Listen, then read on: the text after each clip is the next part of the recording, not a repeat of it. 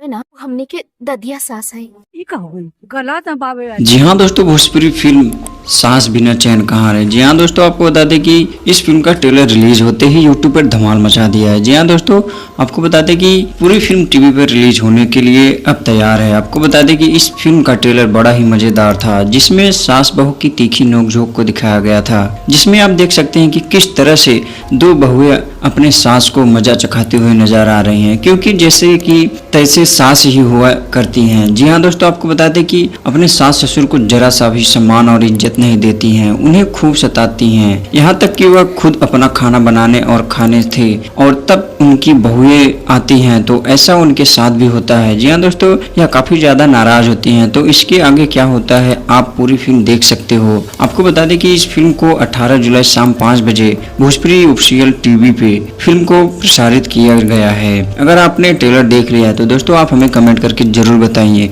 दोस्तों अगर आपने फिल्म देख लिया है तो तब भी बताइए कमेंट करके, क्योंकि हम फिल्म के बारे में और पूरी कहानी को जानने की कोशिश कर रहे हैं। अगर कहानी अच्छी लगी हो तो लाइक करें, सब्सक्राइब करें। जय श्री राम।